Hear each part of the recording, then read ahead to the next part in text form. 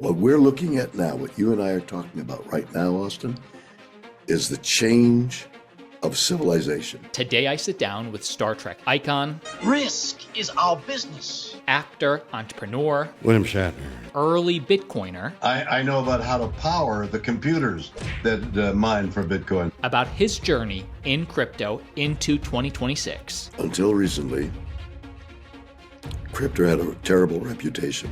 I would not advise somebody I love to buy a Bitcoin at this point. Do you wish or do you see a future where Star Trek is tokenized? And what excites Bill most about the future of this space? It's a new way of distribution. Places like Cardano and Solano. And how cryptocurrency is about to change Hollywood forever. We've got a coin. I'm launching an entirely new kind of token, the very first of its kind, a token that's going to forever change Hollywood. These are never heard before stories. I crapped my pants on opening night on Broadway. Star Trek aficionados in the audience. The final frontier is probably death. Click the like button to support me and let's start. And maybe before, would you just go, you've been in crypto a long time. Like, how'd you get involved initially? Well, I have a friend of mine, Paul Camuso, who is up on all that stuff. And one day he said, blockchain. And I thought, is that a chain attached to a block? I mean, what is blockchain? I'd never heard the term before. So gradually, because it's a difficult concept for somebody who's never heard it before. What do you, there's pieces of information along the blockchain, each has a thing. So I began to dimly understand it. I don't know how it works. Do you know how it works? I mean, technically? I just know it's a ledger, good for, I know the basics. Yeah, but a ledger is you write down, paid $1 for an apple. That's right. It. I would say digital ledger, that's immutable. So we rely on the bank to be that ledger. You're saying words that I can't comprehend. It's immutable? Can't be muted, is what I would say. So those are the terms I wrestled with when I went to that meeting. Ayatoshi. I went to a meeting in Mexico with people who knew the subject, and felt like I was in a snowstorm with information swirling all around me. But I got into blockchain and Ethereum and coin, everything, but dimly understanding it. Now, as a result of being associated with the company I'm associated with now, IO. Stuff.io. Stuff.io. It's kind of simplified. Now, there is something on the blockchain through Stuff.io, which is a whole different way of going than the traditional means of communicating. Stuff.io and places like Cardano and Solano are, I don't know what the word is, promoting, allowing us to be on there, whatever we're on. My cell phone just went off, and it's reminded me, we don't know how a cell phone works. Oh yeah, you get a wave, there's a thing, but we're doing cell phones, and nobody except 5 people know how a cell phone works. And I can't even find certain stuff, like on my computer, I'm getting Zoom. Zoom has disappeared, but I can get it if I look at the magnifying glass and bring it up. Why it's disappeared, I don't know. How it comes back, I don't know. So people like me, and I hope that's for most of the people, are totally confused and amazed and disturbed by the new technology. But in trying to take advantage of new things, which I've done a good part of my life, I mean, even when I was born, as I emerged from the womb, you're supposed to smile at that. So I've tried to keep abreast of all that. And I'm not comfortable with the technology or the words or how it works. I just know that we've got a coin with my face on it, It's called Bill, ticker Bill, dollar bill, dollar bill. dollar bill. And so we're selling that coin on Stuff.io, but what is the magic is along with it is a one-man show that I did years ago on Broadway, very successful. And I recorded it, I filmed it as I toured with it. And I had it edited, and it's terrific. And I put it away. And for reasons I really can't understand, I think probably opportunity, I am selling that one-man show with that coin, but I'm selling it for $10, $9.99. I said, what are you talking about? One-man show, I wrote it, I directed, I performed it. No, $10. So I've got on blockchain these two things that your audience needs to pay attention to because it's brand new. It's a new way of distribution. We just here today, I finished a conversation about the number of people that are laying off in studios, actors. And I just had a conversation prior to coming on with you about a series of books I did that I wrote, helped write, called Tech War. We did a pilot for CBS years ago. So there exists an hour and a half film that was highly lauded, and it went on for a season. And then the network failed, and for reasons I don't think had to do with the quality of Tech War, the series failed. The series went off the air. I'm working on doing a technology version of Tech War, so that the environment is AI. And I just saw, prior to coming on with you, AI film of actors. And it's totally produced electronically, and you can't tell the difference. Not only you can't tell the difference with the physiognomy, you can't tell the difference of the emotions that they're emoting. They're screaming, "I want," and it's incredible. Does that scare you? What it means, what the future is now, is scary for actors, not for writers, and not for the guys who have they call them prompts. The word is prompts. So you could say to your computer, I would like a figure of a woman screaming, "Save my dog is in the water," and I want her arms crossed, and I want the sound of the dog barking, and I gotta get a guy running in, all in the one shot. And that all happens, and you can't tell the difference between reality and AI. That's how scary it is. The whole world, I just saw, when I was up in space, and I saw the Earth, this little vulnerable planet, and I've been an ecologist for 60 years, I saw for the first time how minute, how vulnerable, how precious this rock that we live on is. And I saw for the first time the enormity of what's going to happen to many people. Not the guy who gives the prompt, but music can be produced the same way.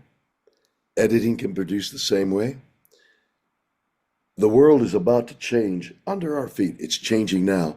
And the argument, the discourse between the producers of the movie and me creating the movie is, do we use live actors, or do we go AI? And if we go AI with people that look real, absolutely real, what is the future for actors? Now, the directors who give the prompts, those are the true creators. But what happens to the legions of actors that are making a living? I don't know. It's more than scary. There's a bomb going off. So I am releasing my one-man show on IO, Stuff.io. I'm releasing it so that you can electronically watch it for $10. And then you have it. It's yours. And my coin, all done on Stuff.io. So I urge your audience, go take a look. You won't believe it. Link down below. Encourage the audience to check it out. Bill, I want to learn about your passion because you've been in crypto talking about Bitcoin on CNBC since 2018, early in the NFT boom. When your fellow actors or Hollywood people come to you and say, what's your passion for all this? Like, what do you tell them? Maybe the future of crypto. Until recently, crypto had a terrible reputation. It was based on nothing. We had this guy go to jail for terrible deeds, and it's a gamble. You know, spin the wheel, and it's going to go up. It's going to go down. It's based on nothing.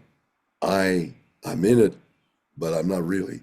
You know, I don't have my fortune based on it. Wish I had, but it was a skunk. It was nothing. Any reasonable thinking person would say, as I did, family, don't go in it. It's up, it's down, it's in, it's out, until, as we all know, the facts that have happened in the last 6 months. So it probably is valuable now, but it's kind of late in the game. So I don't know about Bitcoin. I don't know. I would not advise somebody I loved to buy a Bitcoin at this point. Because it's too risky, volatile. It's so high in value, and it's depending so much on politics that I think it's too risky an investment right now. But as an artist, I'm talking about when fellow actors come to you and say, this is new technology. I remember the technology of 30, 50 years ago. Wait a minute, you're talking about two different things. You're talking about Bitcoin, which is a gamble, and technology, which is going to take your job. So the gamble you can either take or not take, but somebody is coming for your job. How are you going to feed your children? Where are you going to stay? It's a nightmare sequence. This is. I mean, we're reading about people being laid off, that AI is handling their job, but you don't think that AI is handling a human job, a job that a face and intention and motivation is being done by electronics. That's mind-boggling. What we're looking at now, what you and I are talking about right now, Austin, is the change of civilization. It's a change of civilization that AI is going to modify everybody's workplace, except the guy who gives the orders to the AI equipment what to do. That guy is the true artist. And I guess there'd be like 5 of them. And one of them's going to be you. I don't know whether I have the time or the energy to be me, but the company I'm aligned with will be producing, and the discussion that's going on right now, just prior to coming on with you, was: do we use actors, or do we use AI? And this is a futuristic movie. It's a science fiction movie. Do we want to be in the lead of a science fiction movie using electronic equipment, or do we want to hearken back to the human element?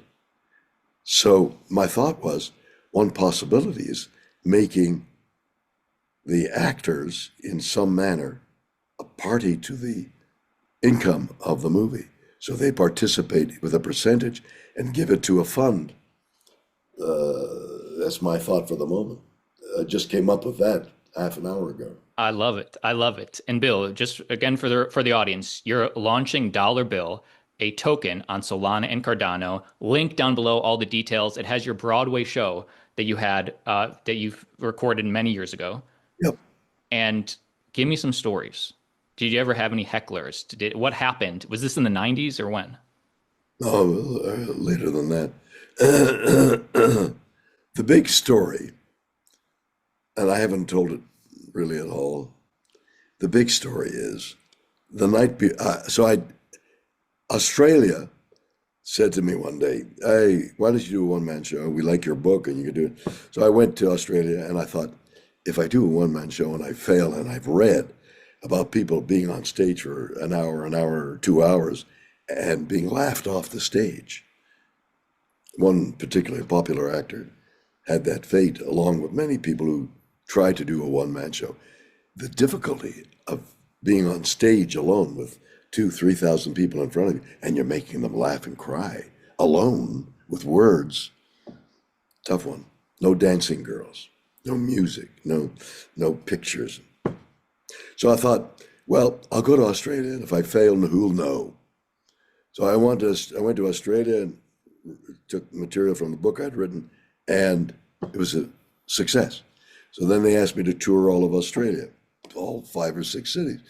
So I did that. Then Canada called, and I did Canada. And then I'm in Toronto doing the show, and a guy comes up and says, "Would you like to take it to New York?" I said, "Well, I'll have to restage for it." So I rewrote the show, restaged the show, and went to New York, and without any time on stage, I opened that show on Broadway, cold. The night before, I said to my wife and a friend of mine who was there, "I got to be really careful about what I eat tonight. I got to be AAA tomorrow." So I ate something, and the next morning, I'm puking my guts out. I poisoned myself. And they get Dr. Oz, and they get the other gentleman on CBS who's a doctor, and they both came over, and I got fluids, and finally I get to the theater, and I can hardly leave the toilet because it's spewing out of me. And I get dressed, I go on stage, and I'm on stage, and I'm making them laugh and cry, and it's working, and all of a sudden, not only did I have to go, I went. I crapped my pants on opening night on Broadway. I said, "Excuse me, something technical has happened. I'll be right back." I ran upstairs. My wife ran up. I showered. I changed. I did what I could. I came back on stage. "Thank you very much." And I continue on, and nobody noticed.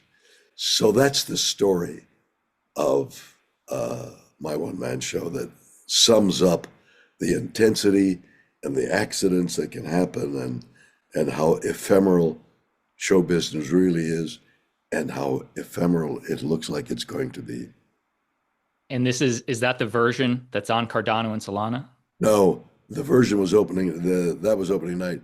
I ultimately, because I toured with it, I ultimately filmed an afternoon and evening performance, and it's much better than opening night, and slick, and it's really good. It's really fun, and it's $10 a ticket.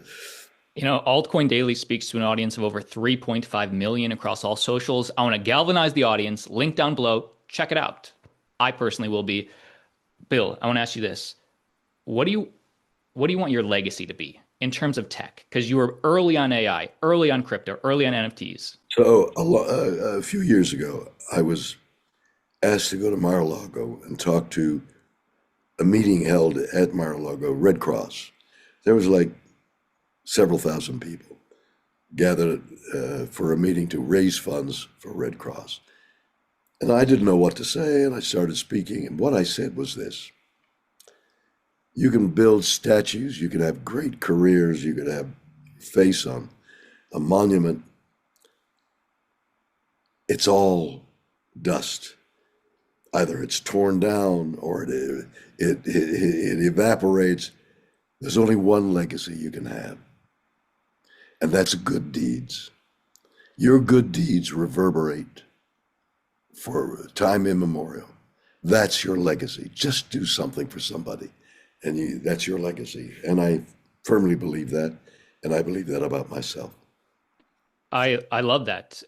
But in a way, launching your media on the new technology, blockchain, that's going to open it up to a whole new audience, the young people. That does help let the legacy live on.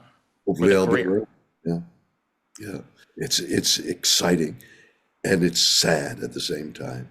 It's a really mixed emotion about what my fellow SAG members are going to have to go through in the future.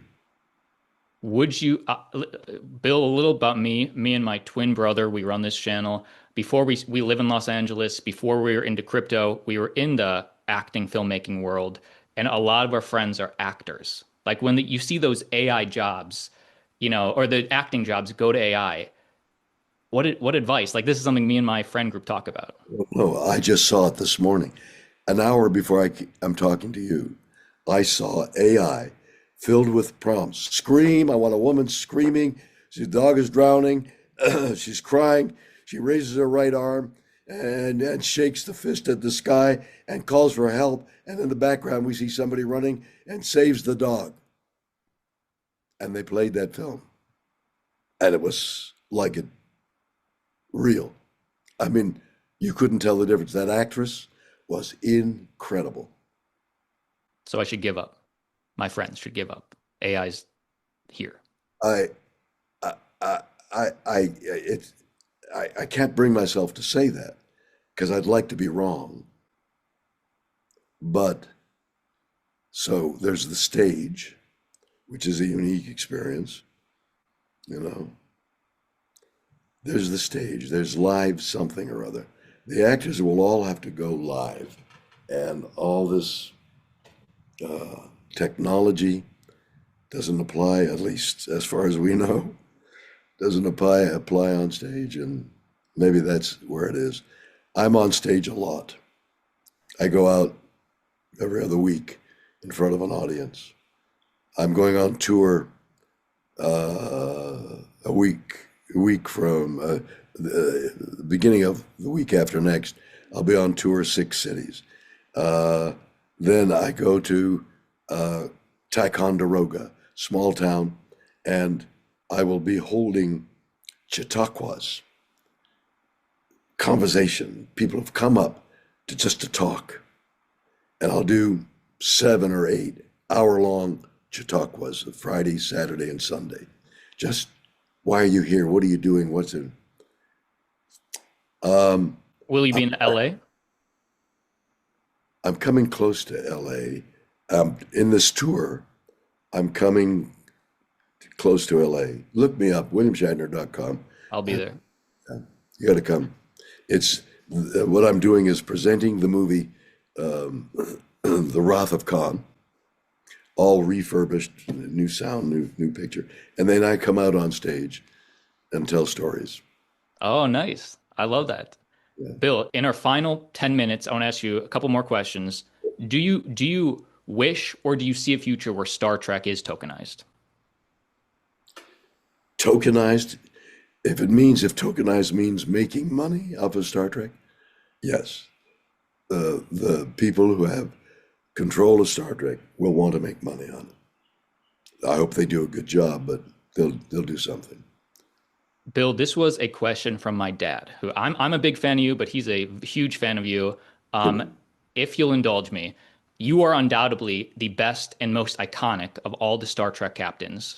So excluding yourself, who are your top 3 captains and why? Now, I'm going to tell you something you might not believe. And I've got some good friends on the next generation. The guys on the next generation are good friends of mine. I have never seen the next generation. I've never seen the other editions of Star Trek. In fact, a couple of years ago, I was invited to a big audience, and it was a thank you of some kind to Star Trek aficionados in the audience.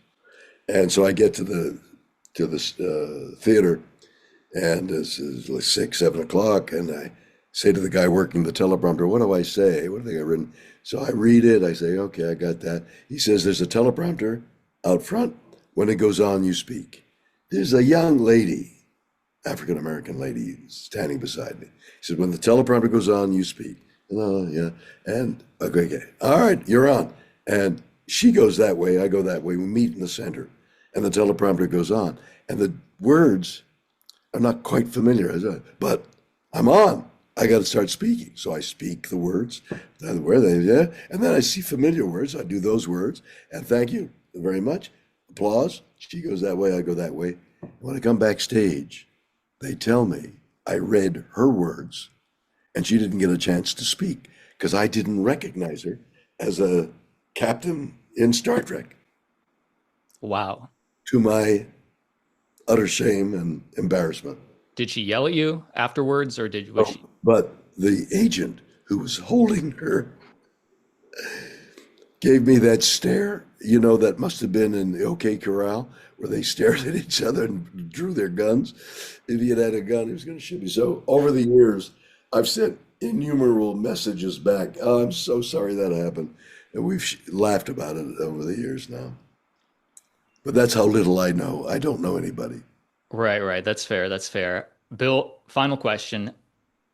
Do you see crypto AI as the final frontier, and you boldly going where no artist has gone before? No, there's no final frontier. The final frontier is probably death. And even death, we don't know what death is. And with new experiments of bringing pigs back to life, you kill them and then you bring them back to life. Even the line between life and death is fuzzy. We don't know anything. We have to live in the misery of misinformation. And that's, we just have to accept we don't know. We don't know. We don't know anything. We don't know anything. We don't know anything. That's a tough one to live with. Bill, final thoughts on Dollar Bill, the Broadway show. Any funny stories we didn't mention about the Broadway show? Everybody can own this for $10. Link down below.